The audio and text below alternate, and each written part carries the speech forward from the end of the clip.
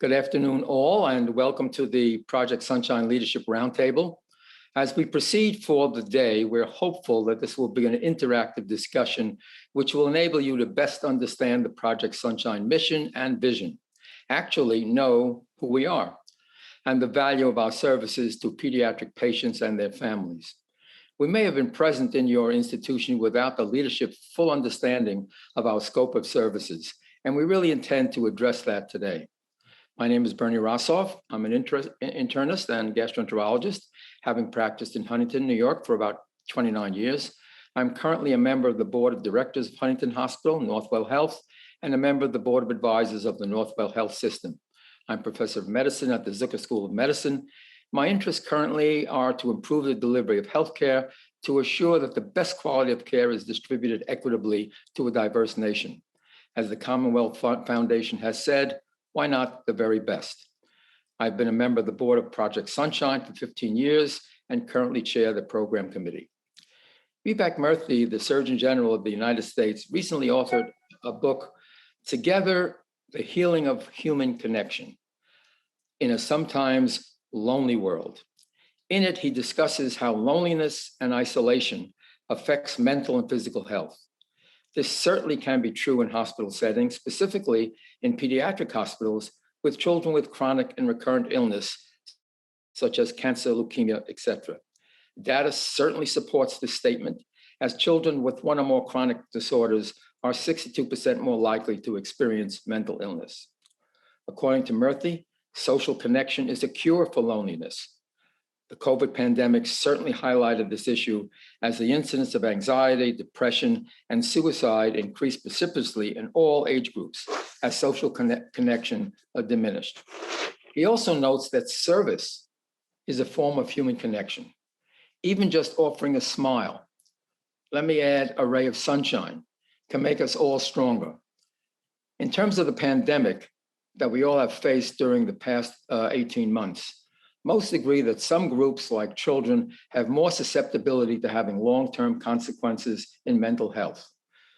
With this as a background, even before the statistics that I just mentioned began to surface, Project Sunshine faced the challenge of no longer being able to enter the hospital setting. How we address this challenge with new supportive strategies such as Teleplay and the efforts being made to measure the effectiveness of these strategies will be the subject a part of our discussion today. Dr. Michael Grosso will facilitate these discussions. Dr. Grosso is a pediatrician, senior vice president and medical director and chief medical officer at Huntington Hospital, and oversees all patient safety and quality initiatives at the hospital. He is chairman of the Department of Pediatrics, provides oversight to the Bioethics Committee, and Dr. Grosso is associate professor of pediatrics at the Zucker School of Medicine. Let me now introduce Whitney Pollock. Whitney is the executive director of Project Sunshine. Whitney's passion for the mission and vision of Project Sunshine will soon be obvious to all in attendance today. And her strategic vision has helped us move forward in these most difficult times.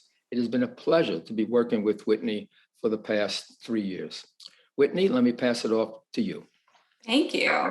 Thank you, Bernie. We're lucky to have a board member who is committed and thoughtful as Dr. Rosof. So I want to give all of our listeners a little bit of background about who we are, how we work, and what we're here to do today. So Project Sunshine is 22 years old, and our mission is to bring the healing power of playing together to children who are facing medical challenges. In our 22 years, we've built a network of where we serve 450 hospitals. We're powered by 20,000 volunteers, and we're a privately supported nonprofit that's supported by major donors, foundations, corporations, and because of their support, all of our services are free to hospitals, patients, volunteers, anyone who wants to take advantage of our services. We work in tandem with child life, with social work, with nursing, to augment and diversify the services that this incredible group offers to children who are struggling with their illnesses. And we are focused on impact and supporting the emotional health of the social emotional health of children. So we have 3 programmatic offerings. One are activity kits, which are individualized, COVID-friendly packets of material that inspire play and engagement. And they are designed by child life specialists and have therapeutic value to the physical and emotional healing process. Our second program is in-person volunteering, which brings groups of local volunteers to hospital facilities and equipped with creative arts and craft materials to the unit of your choice. In addition to our comprehensive training, our volunteers go through any additional hospital required clearance processes and can provide proof of COVID and flu vaccinations. And our facilities that we partner with, all of our 450 hospitals, they have the choice to select the frequency and the date and time and our volunteers, and we handle the rest. And then our third program is Teleplay, which Dr. Rosof mentioned, which is a live play experience over video conference using HIPAA compliant technology. So we created this during the pandemic, but we're committed to it for the long term. Teleplay provides developmentally appropriate, engaging games and activities that are led by volunteers, including skilled volunteers like artists and music, and it's open to any child facing any challenge in the home, at the hospital, either destination. And we are really committed to this for a number of reasons, because healthcare is changing, and there are anywhere between 8 to 20 million children who are coping with a chronic or complex issue. They're in the hospital, they're also at home. Hospitals are also telling us that this is a great way to keep a relationship going with their patients. In a literature review that we did this summer, and we have one of our academics on this call, we found some evidence around virtual volunteers who play and how they play a role in supporting patient care. This is even virtual volunteers have been found to alleviate pressures on medical workers and enhance the patient experience while reducing, of course, the viral infection and providing that sense of normalcy that we all want for the patients that we serve. So with this call, with this Zoom meeting, we are really wanting to deepen our relationship with our medical leaders and welcome new partners, celebrate current partners, and even past partners and future partners. So before I turn it over to Dr. Sewell, who is a member of our board program committee and a pediatric hospitalist at Morgan Stanley Children's Hospital, who's been advising us on how we measure success for our programs, I want to reference some of the other folks that we have who will be chiming in today and interacting with Dr. Grosso, who is moderating. We have Jessica Paris, who's child life specialist at Hospital for Special Surgery, Morgan Larson, a play specialist at Seattle Children's Hospital, Alison Tonkin, the head of higher ed at Stanmore College in the UK, and Dr. Jerry Loughlin, who's the recently retired head of pediatrics at Weill Cornell and current professor at Cornell. So Dr. Sewell, I will turn it over to you to talk a little bit about metrics and your experience with Project Sunshine. Good afternoon, and let me also add my appreciation for your joining us today. My name is Taylor Sewell, and like Whitney said, I'm a pediatric hospitalist at Columbia University, practicing at Columbia's affiliated children's hospital, NewYork-Presbyterian Morgan Stanley Children's Hospital. I'm an assistant professor of pediatrics, and most of my research involves the patient and family's experience of healthcare, as well as the provider's experience of delivering that care. I'm also the medical director of patient experience for the Columbia University Irving Medical Center. And as a member of Project Sunshine's program committee, I wanted to speak with you for a few minutes about Project Sunshine's 6-part plan to measure its impact. So wearing my clinical hat, my academic hat, and my administrative hat, I can affirm that play isn't just fun, it's also therapeutic. It promotes healing and minimizes the trauma of illness. So it makes sense that the more healthcare organizations Project Sunshine partners with, then the more children Project Sunshine can serve, ultimately accomplishing more good. As such, these process metrics, the number of organizational partners and number of children served, are important, as are other process metrics like number of volunteers. Keeping tabs of process metrics is the first of the 6 parts in Project Sunshine's plan to measure its impact. Second, it's also critical to understand how children feel about Project Sunshine's programming. Is it fun? Could it be improved? And so on. And Project Sunshine asks the children who participate in its programs exactly these questions. Beyond process metrics and program satisfaction, though, improving outcomes looms as the ultimate goal of any program. And this is the 3rd prong of Project Sunshine's 6-part plan to measure its impact. About a year ago, Project Sunshine took time to reflect on exactly what outcome it aimed for its programming to achieve. Starting from the belief that play isn't just fun, but also therapeutic, Project Sunshine decided that reducing anxiety in the children it serves was the ultimate outcome of interest. To that end, Project Sunshine added questions to its post-participation survey that asks parents about their child's anxiety level before and after the program. While the data is preliminary, it does suggest that Project Sunshine's programming reduces anxiety, which is really exciting. Our hope is that with enough data, we'll be able to use statistical analysis to prove the ability of Project Sunshine to reduce anxiety. The 4th pillar of the 6-part plan is to be able to quickly and simply track Project Sunshine's success using its Net Promoter Score. If you're not familiar with Net Promoter Score, it's a single number score from 0 to 100 that is calculated from survey responses to a question that asks about how likely someone would be to recommend an organization or service to a friend or colleague. In this way, Net Promoter Score bakes satisfaction, loyalty, and success in a single score that can be easily followed over time. While Net Promoter Score isn't widely adopted in healthcare, it's routinely used in other industries, and it'll help Project Sunshine stay agile and responsive with this one easy to visualize and easy to communicate number. 5th, Project Sunshine is also measuring its impact by querying its hospital partners. These hospital partners are asked to give their perspective on the quality of the programming, how engaged their kids were with the programming, and more. This feedback is critical to obtain as Project Sunshine's hospital partners are key stakeholders who are on the ground and know their institutions and their patients best. The 6th and final prong of the plan is arguably the most important and is related to Project Sunshine's commitment to equity. As such, Project Sunshine asks demographic questions in its post-participation survey with the sole purpose of improving its programming. It's not good enough for Project Sunshine to help some kids. It must help all kids. And without knowing who Project Sunshine is serving and how they feel about the programming, Project Sunshine can't succeed in its mission for equity and equitable access. In summary, Project Sunshine has developed a robust 6-part plan to measure its impact.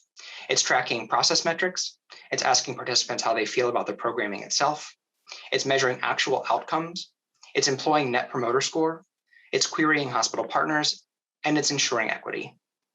I'm proud to be involved in Project Sunshine's amazing work, and I'll now pass the mic over to Dr. Michael Grosso. Thank you so much, Taylor. It is really a delight to spend time with this panel and all of you, the participants in this roundtable on Project Sunshine. As mentioned, my name is Michael Grosso. I'm a general pediatrician with 16 years of private practice experience on both the outpatient and inpatient areas before I transitioned to the current leadership roles, which Dr. Rosof already described in detail. I have a few other interests, which I think all intersect in some way around the topic of the day. And those include medical communication, medical education generally, the medical humanities, as well as bioethics. Dr. Rosof introduced me to Project Sunshine some years ago. And despite the fact that our own hospital's pediatric program is relatively modest, we've enjoyed the use of resources from Project Sunshine in our emergency department and inpatient areas. And I've, more than that, just followed with tremendous interest the great work that this organization is doing.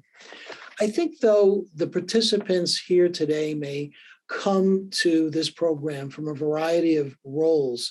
My sense is that we all have at least one thing in common, and that's a very strong commitment to the well-being of children. As the mission statement of the American Academy of Pediatrics says, we're committed to the evergreen project of attaining, quote, optimal physical, mental, and social health and well-being for all infants, children, adolescents, and young adults. As a matter of fact, at this time of year, the AAP is very much front of mind for those of us who just attended another successful national conference and exhibition, albeit virtually from October 8th to 11th.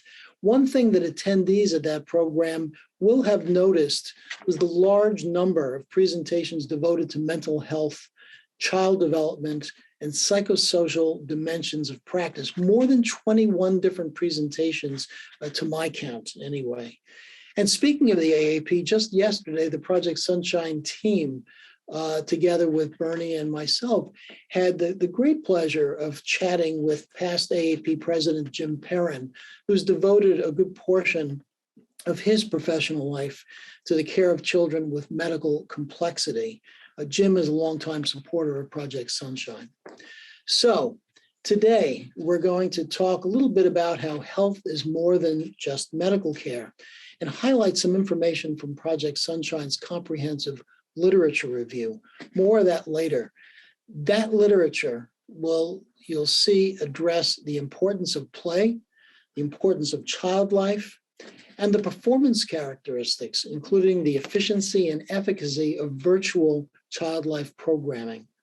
We're also going to talk to some healthcare colleagues who will share their insights into the importance of play and who utilize Project Sunshine's Teleplay program. As Whitney mentioned earlier, Project Sunshine has a number of high-profile partners that include, among others, the Johns Hopkins Children's Hospital, who has a Project Sunshine Teleplay program in place 5 days a week. So to optimize the health and well-being of children, we need to leverage all the resources at our disposal, resources that address the developmental needs of children and create opportunities for socialization, creativity, and engagement. This means opportunities for play. Dr. Loughlin, thank you for joining us this afternoon. You spent 20 years as the chair of pediatrics at NewYork-Presbyterian Hospital, Weill Cornell Medical Center, where, by the way, I did my pediatric residency at a time when, as I recall, the name was considerably shorter. Right. Can you say a little bit about yourself as we get started? And then if you could move into some comments about your perspective on the topic of today's conference, and in particular, the impact of hospitalization on children, both short-term and long-term. Okay, well, thank you. The name actually got a little longer because it's actually the Phyllis and David Komansky Children's Hospital now. So it goes on and on. So yeah, I'll be happy to do that. I'm really grateful to be included today. So quick background, I'm a pediatric lung specialist by training. I spent 20 years at Hopkins, and that's where I got my kind of grassroots basic training in child life care. That's the founder, Jerry Ann Wilson was the kind of founder of it, and she was there and spent a lot of time with her. I came to New York, and at that time, our child life program was good, but rudimentary. We had 2 people. We realized pretty quickly that we could not provide comprehensive care to very sick children without a much more vigorous and active child life program. So we started to work on that. And over the years, it went from 2 or 3 people to now, I think when the last count, there were 21 or 22 child life people in the department, plus 4 school teachers in it. And we really valued their help in caring for our patients. I'll give you a couple of examples of where they were dramatic, where the idea of play and distraction was huge. NewYork-Presbyterian Hospital has one of the major burn centers in the city of New York. And when we started here, children were getting dressing changes. Now, I don't know whether you've ever witnessed a dressing change from a burn, but it's a pretty excruciatingly painful kind of procedure. There's a lot of anxiety associated with it. At the time, the way we handled it was the children were getting sedated, and then they would sleep for hours after a procedure that could maybe take 15 minutes, maybe even less. And so we were not happy with the fact that it took so long. So we brought our child life people into the mix and charged them with trying to figure out a way that we could do these dressing changes without having to sedate or use far less sedation, so that when the procedure was over, the child was awake and he or she could resume their normal activities. They came in, they did play, they did distraction techniques, and it was phenomenal, and also facilitated them getting better because they weren't getting knocked out every couple of days to get their dressings changed. And that has really become kind of the backbone of our program. The other area where we moved in, a lot of this centers around sedation. So if anyone has ever had an MRI, the problems with MRI is you have to hold still. And if you can imagine, if you're 4 or 5, 6, you're not going to hold still for that period of time. So again, these are procedures where we used sedation. And it was often a problem for us from a respiratory standpoint. And Dr. Sewell will appreciate this. When you put a kid inside the scanner, you can no longer monitor them as carefully as you'd really like to.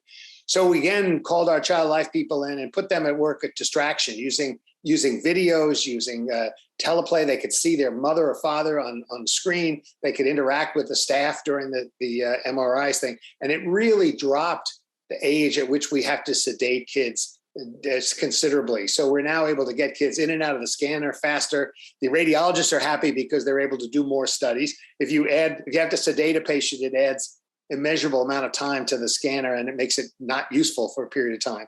So right now the staff is there, and they work with our patients and their families to help get the kids to the scanner without sedation. The last thing I will work on, this just came up, and I spoke to 2 of our child life therapists early in the week.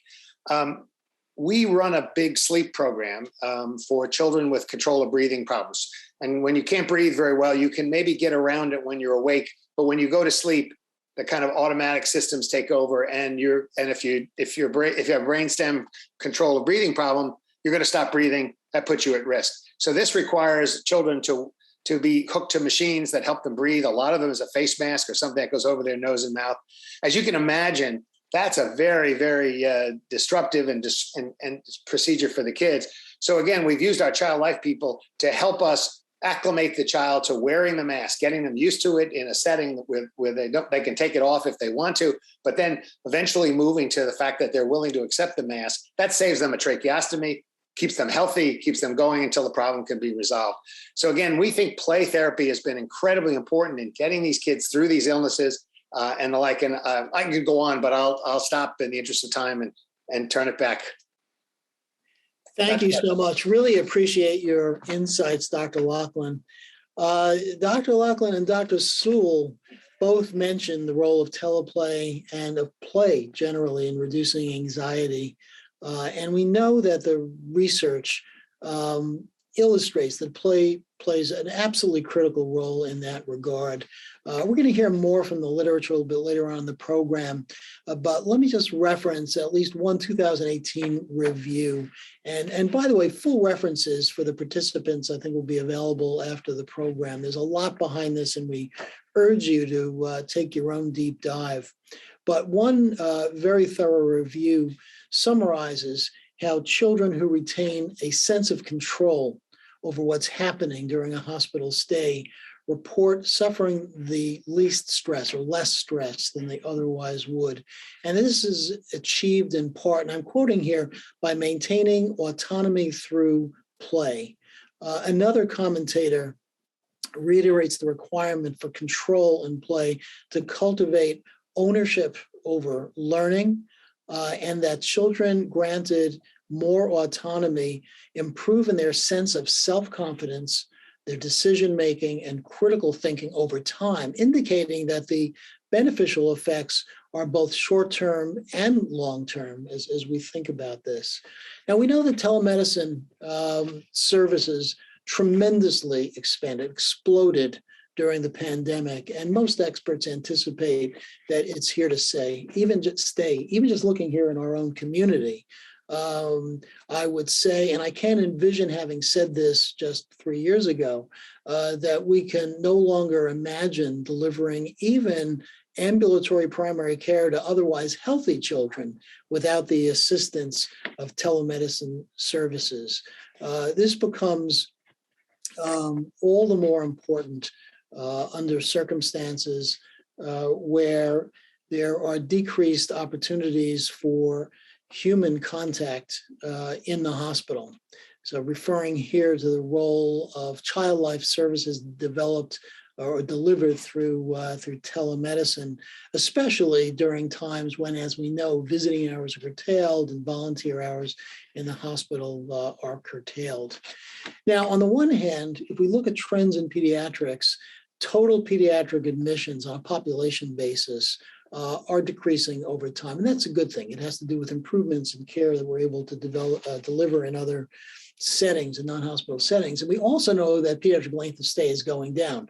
Nonetheless, and this is a big nonetheless, the trauma that's associated with serious and serial medical encounters, especially for individuals with medical complexity, remains a very, very important issue in the care of children.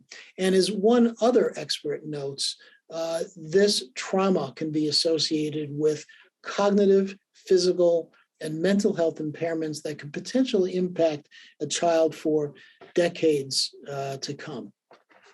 In addition to the advantages of delivering child life services to children for the child, and those are considerable, there are other advantages that pertain to the other members of the healthcare team.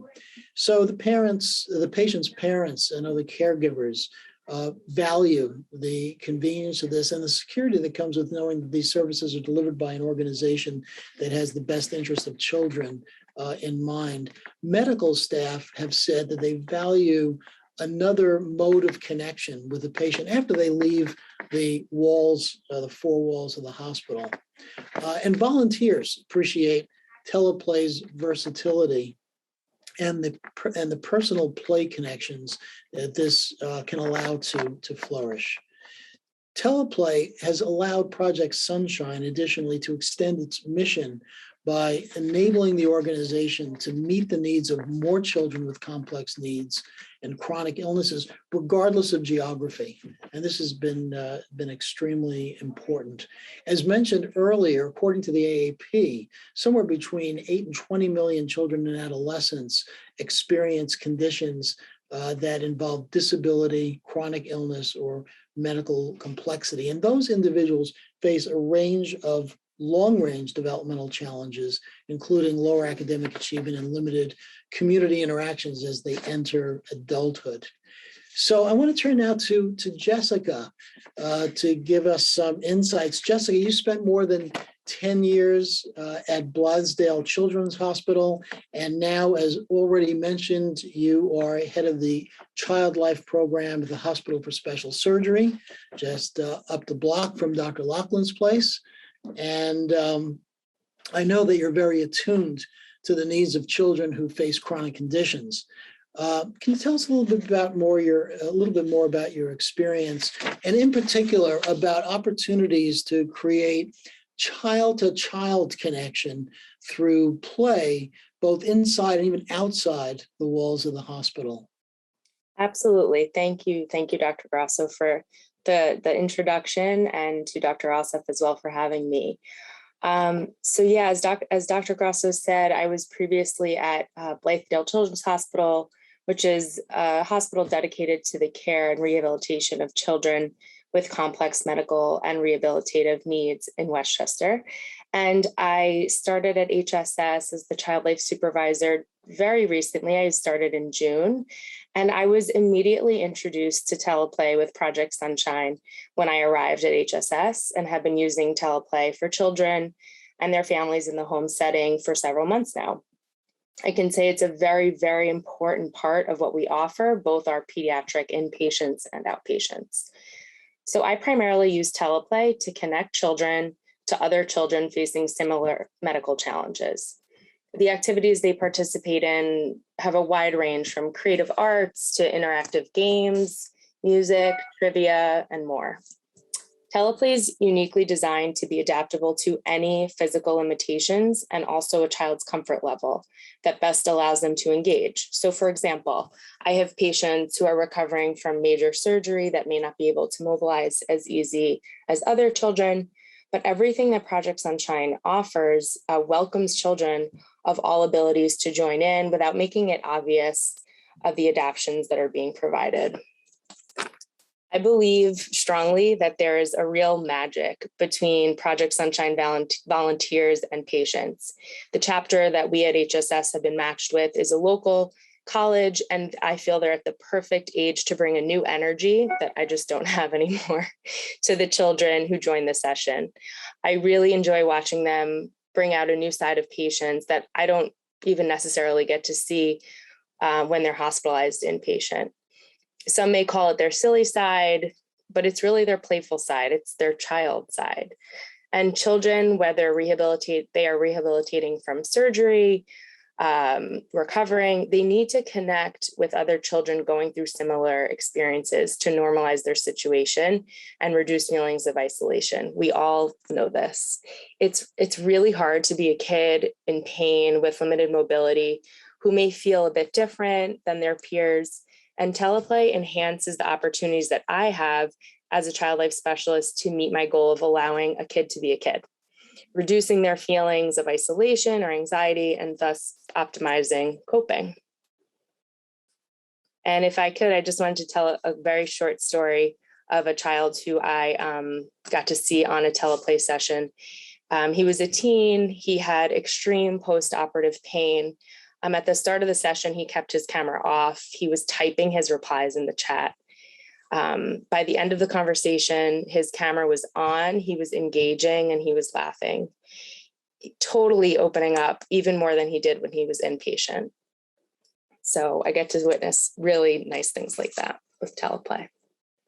Jessica, that's really exciting. Actually, you remind me of some of the resident conferences I run on Teams or Zoom where I can't get the residents to turn their cameras on. So I think I may need you to come in, help me. If anybody else have this problem and figure out how to get that done. I am curious about one thing. Yeah. Unrehearsed question. When you have children who are going to connect with another child via Teleplay, to what extent do you curate that match? Is it really important that you figure out that Johnny and Janie have a similar disability, or how does that happen? It's interesting. Oftentimes parents will ask me, can you connect me with my child with a child who's had the same exact surgery as them? And how often is it that I have two 13-year-old females that have just had the same spinal fusion on the floor? It's not too often.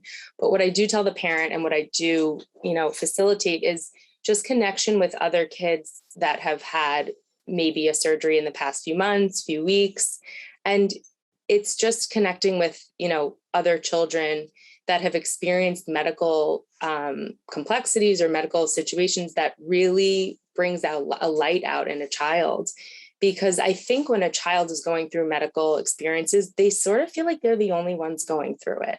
And that's because they're the only kid in the class at that time with a cast or in a wheelchair or with a trachea. Like, there's just so many things that that a child may feel they're the only ones going, through it. But I really think that connecting them with anyone that's had similar experiences is really, really crucial. All right, that's great.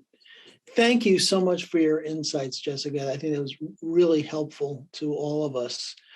So I think that some members of this afternoon's roundtable may be wondering how these services may fit into their existing child life programs. I know that was one of my early questions about this. We have confidence in our own child life teams. They've got their own processes.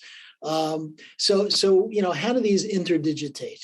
And I think from what I understand so far, there are at least two good answers to that question.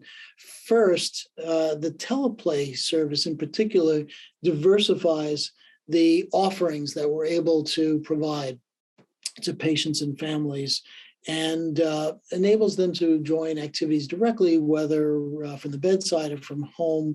And that flexibility expands the portfolio, as it were, that the on-site program is able to provide. The other way of looking at this is related, but maybe separate, especially during the past 18 months. Teams in every part of the hospital have experienced unprecedented degrees of stress. I know that our most local children's hospital here on Long Island has been over census times for a whole host of complicated reasons, some of which directly related to SARS-CoV-2 and some not. But in any case, all the staff is stressed. And if there is an adjunctive service that can provide even some brief respite or share the burden with the on-site team, that can be really, really helpful. So to talk a little bit more about how Teleplay can fit in with an on-site child life program, we have Morgan Larson, already introduced, from Seattle Children's Hospital, joining all the way from Seattle to the magic of teleconferencing, right? Isn't this wonderful? Morgan, oh, it's 3 hours earlier there, isn't it? It is. Wow, thanks for joining. And let's talk about Teleplay and child life. Yes. When I think about Teleplay with Project Sunshine, a lot of stories come to mind. But one story sticks out to me that's rather simple but powerful. So we have a very long-term patient with us, and pre-pandemic, he spent a lot of time in our playroom. But since COVID, our playroom has been closed and he hasn't been able to leave his unit. And a lot of serious isolation has gotten to him. And he's been with us since we launched our virtual programming, but we wouldn't see him very often. And if he did show up, he'd keep his camera off, he'd keep himself muted. And once we started working with Melanie, a volunteer from Project Sunshine over summer, I started to see that he would come every single Tuesday. And one week he unmuted himself and started to participate in the activity. And a couple of weeks later, his camera was on for the first time. And the next week I went to his room and to invite him to our teleplay. And he asked, well, is Melanie going to be there? And I said, she sure is. She's hosting today. And he says, okay, I'll be there. And Melanie always brought such fun games and crafts, but more so she just met each patient where they are at. This patient in particular, he felt safe, he felt heard, he felt seen, and he was able to make friendships through our Zoom programming. And I have many other fun stories that have come from it, but it's a true testament to this program, and the volunteers have a special talent of building community through virtual programming. All right, thank you. Thank you very much, Morgan. Let me ask, do we have any questions in the chat so far? And if not, do participants today have any questions that they want to ask any of the panelists so far that we have today? If so, I think we're a small enough group that you could just unmute and ask your question.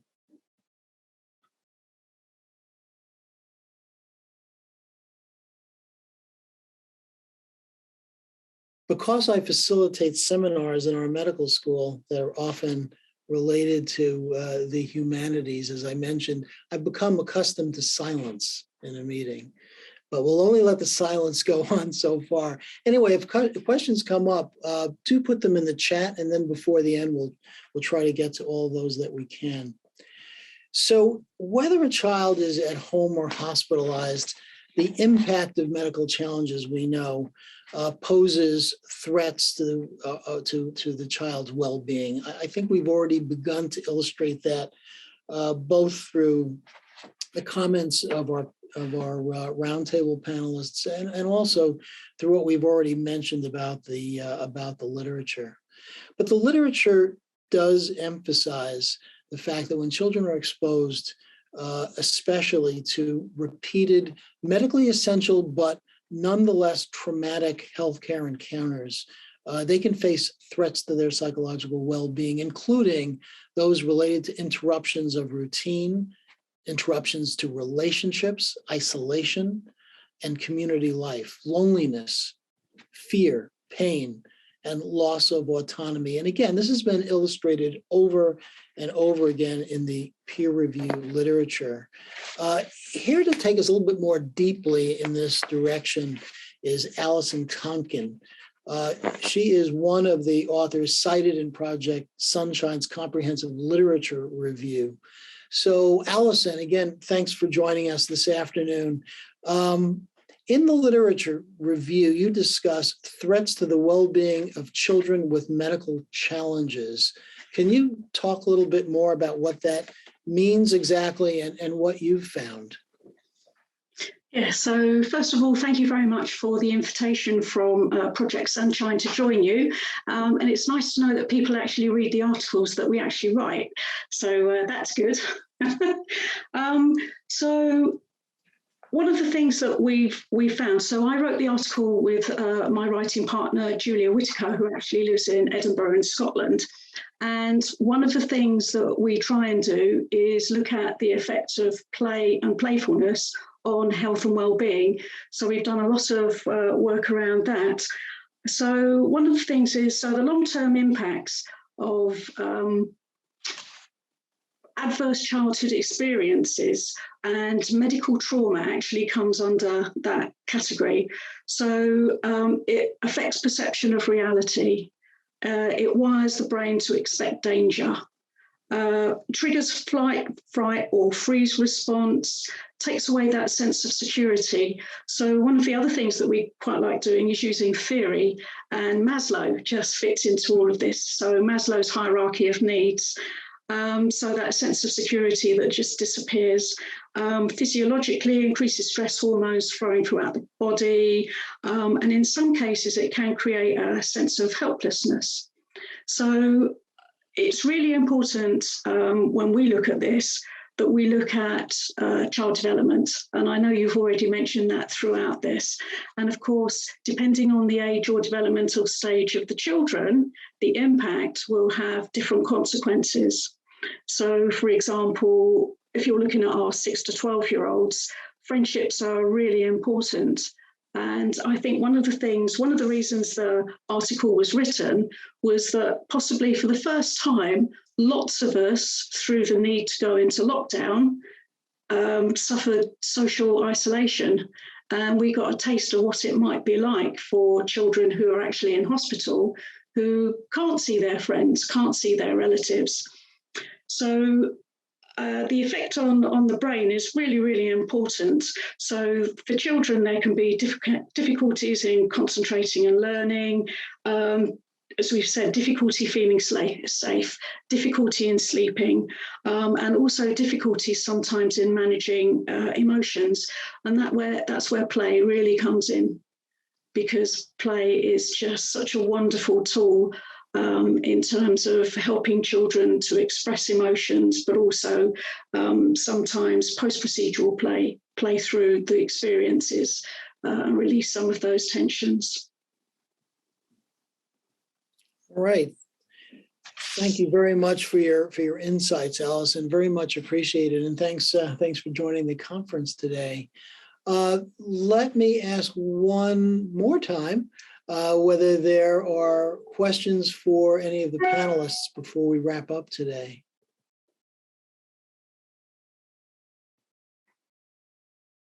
Okay, so let me make a couple of comments before we close. So first, the question, what are the takeaways from today?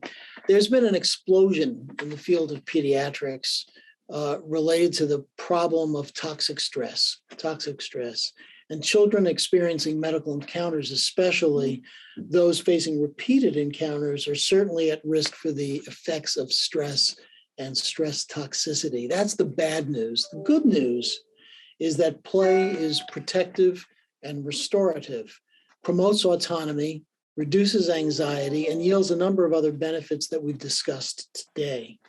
And finally, we've talked in particular today about a particular modality for deploying play activities for their therapeutic value in the clinical setting, and that is the Teleplay platform that has been launched successfully by Project Sunshine. I also want to wrap up the discussion today by sharing a little bit of the AAP policy statements on child life services. For those of you who haven't seen it, it was just published at the beginning of 2021. It's in the January, or was a January publication. It would have appeared around then in the journal Pediatrics. The authors of that AAP policy statement conclude that play and developmentally appropriate communication are used to do the following things. 1, promote optimal development. 2, educate children and family about health conditions. 3, prepare children and partner with families for medical events or procedures. 4, plan and rehearse useful coping and pain management strategies with patients and families. 5, help children work through feelings about past or impending experiences. And 6, partner with families to establish therapeutic relationships between patients, siblings, and caregivers. Child life specialists, the authors go on to write, collaborate with the entire interdisciplinary team to promote coping and enhance the overall healthcare experience for patients and families. I think this is a really perfect description of what happens through Teleplay, supplementing child life services at our institutions. I think I want to add one final comment to this description of the value of child life and play. Maybe it goes without saying, but sometimes things that go without saying still deserve to be said. The real reason to focus on these interventions, in my view, is because children suffer. And we have some safe and effective ways to relieve that suffering, not only to create some long-term outcome, but for the right now, for the present, just as we would want for ourselves if we were suffering in the context of medical care delivery. So I'm truly grateful and excited to be working with a group of professionals that share the view that this is really important. In fact, it's so important that it is, upon reflection, the very reason that those of us who entered the healing professions did so in the first place. I'm going to stop there and turn the program over to my friend, Dr. Bernard Rosof, to make some closing remarks. Thank you very much, Michael. A special thanks to you for facilitating this meeting in such an excellent manner, as I would have expected, and you certainly did so. And to all of our speakers who provided their expertise and professionalisms to the discussions today. We really hope that we were able to provide some insights into how Project Sunshine brings a ray of sunshine and much more to pediatric patients and their families, both nationally and internationally. And of course, the importance of doing so, which was so well articulated today.